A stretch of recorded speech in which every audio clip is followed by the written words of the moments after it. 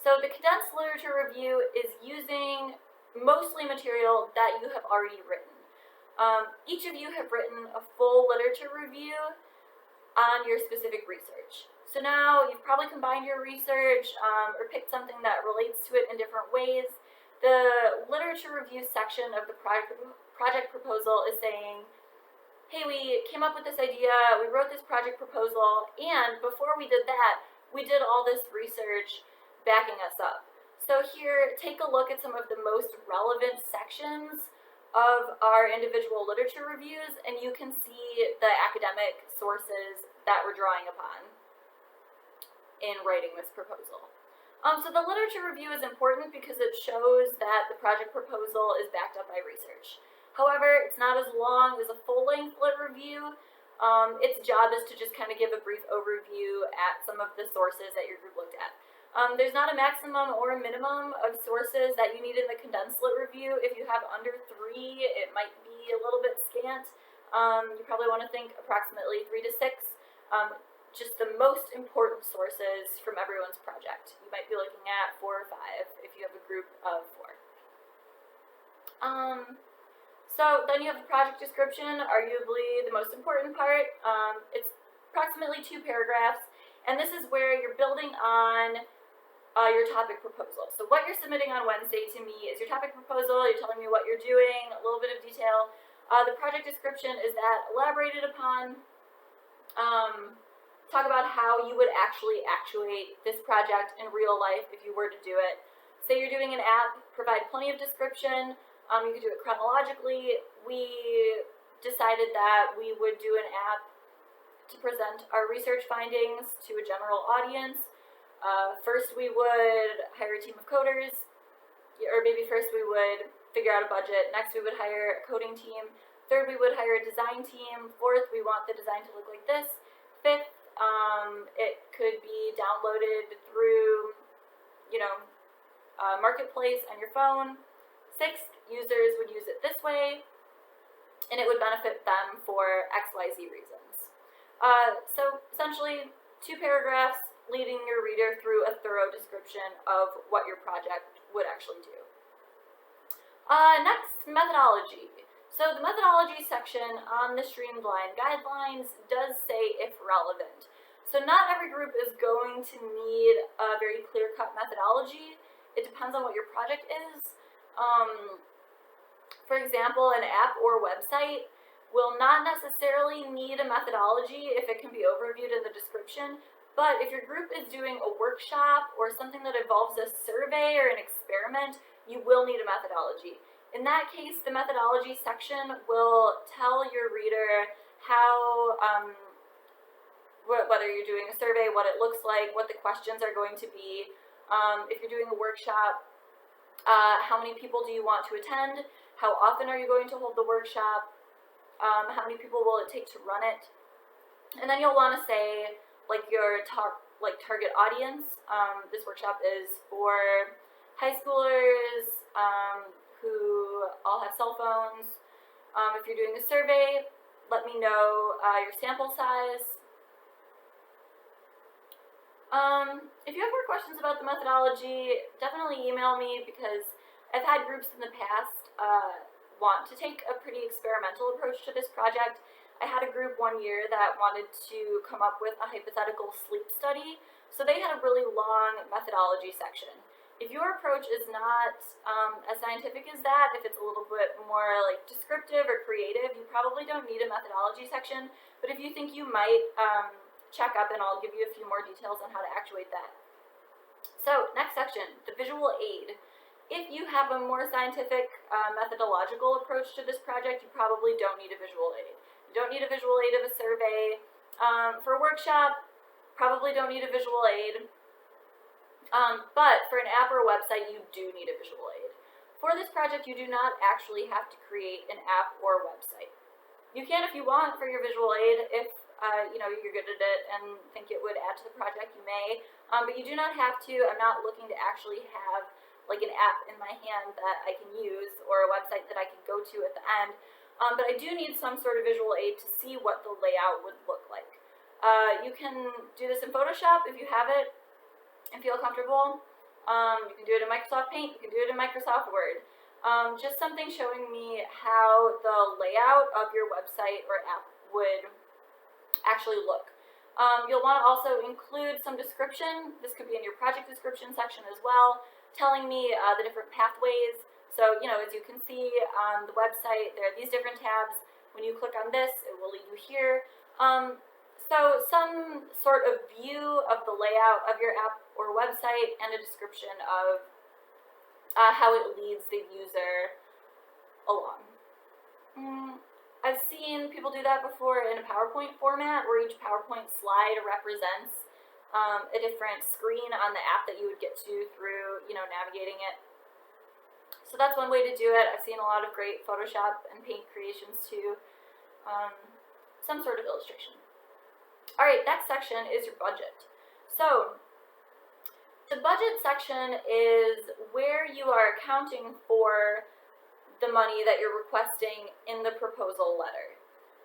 So in the proposal request letter, you have already said, hey, I'm petitioning this organization to fund my project. We deserve it for XYZ reasons. It's going to help the community in these different ways.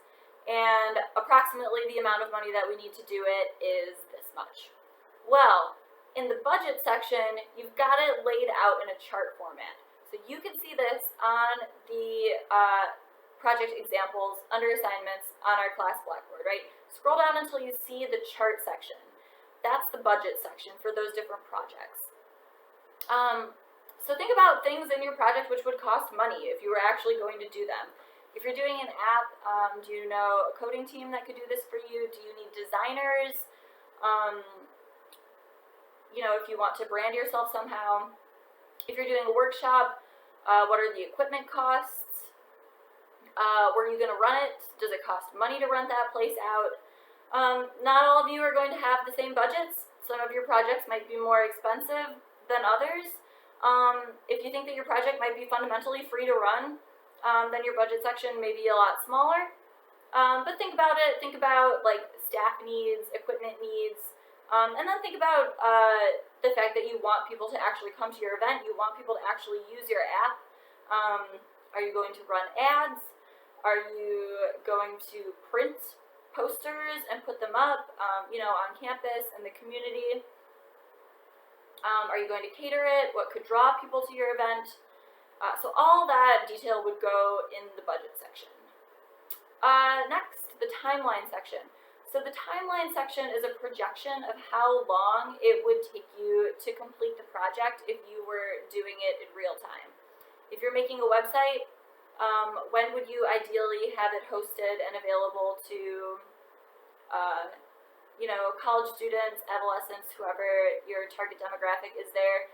If you're doing an app, when would it be available online for people to download? If you're doing a workshop, when would you like to start it? If it's for college students, you might want to think about starting it at the beginning of the semester. If it's a recurrent workshop, if it's a one-time thing, maybe you want to do it middle of the fall or at the beginning, right? So that's just the timeline is, when do you want your event to occur? How long do you think you need to plan for it?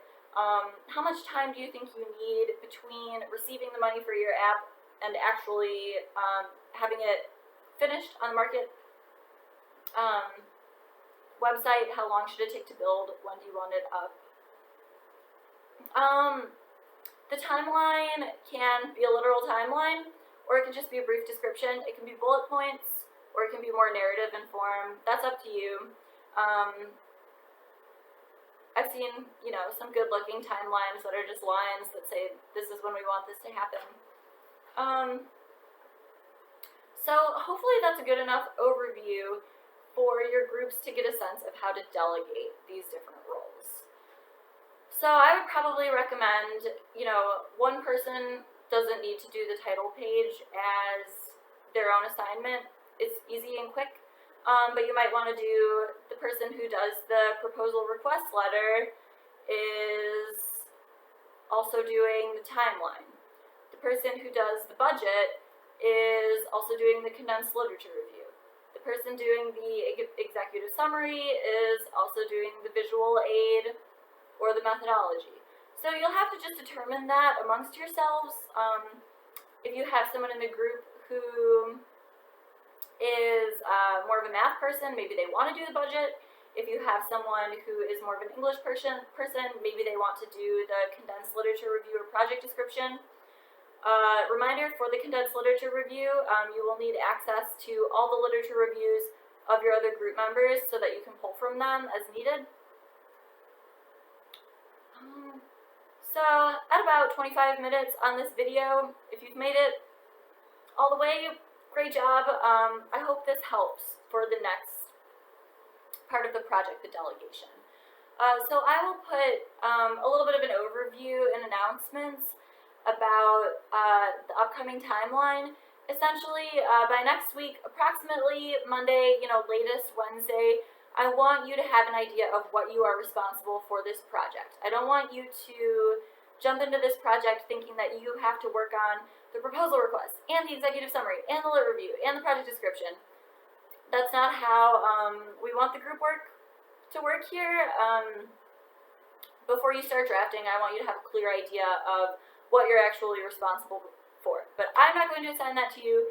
You're going to determine it within your groups based on preference, and hopefully that will allow you to have a little bit of agency in terms of, oh hey, I'm a visual person, I want to work on the visual aid. I'm a math person, I want to work in the budget for this. And that way you can kind of play to your strengths on this project. In the past, I have not always required some sort of list of like this, who is doing what for this project exactly. I've kind of left it up to the groups to determine it. But since we're moving into the online format, I don't really have a way to gauge, who's participating, how discussion is working in your group. Since we're not having our in-class time, I am going to request that you post some sort of, list of how you decided to delegate this by next week on Wednesday. So you have a full week to make a post on Blackboard, post it in your discussion board. If you're not using the discussion board already to generate ideas, that way I'll just have a sense of like, oh, okay, Noah's doing the lit review for this project, and Caden's doing the budget and timeline, and I'll know that within your groups, we don't have certain group members feeling overwhelmed, other group members, feeling like they're not being communicated with, that sort of thing. I'm fundamentally alright with you guys using email to talk. I know it's less formal, that can be kind of nice. If you're even texting each other, I'm cool with that. I understand it's a little bit less pressure that way. I just need you to then check back in on Blackboard, post your findings in the discussion board now and then, so that I can make sure to give you credit for continuing to participate in the class. Even if you're making those decisions separately, once you come to them, post them in the discussion board, or Dropbox, if there's a Dropbox. For the delegation, just post it within discussion forum, that's what it's there for. So that's about all for now. I know it's a lot of ground to cover. I will, as I mentioned, continue to post more detailed descriptions of each kind of subsection for this project. That way, if you are doing the grant proposal request letter, you don't need to really do a super thorough walkthrough of the condensed literature review video. It'll give you a little bit more flexibility to focus on your own section. And then at the end of the project, you'll combine all the different sections together and you'll have a full grant proposal project, or a full proposal project, including a grant proposal request letter. Alright, so once again, let me know if you have any questions. Thanks for hanging in there. I know, difficult times, a lot of uncertainty, but we will figure it out, and keep checking Blackboard. I will be communicating primarily through Blackboard. Check your email as well, and hopefully that should help to keep us all in touch throughout this.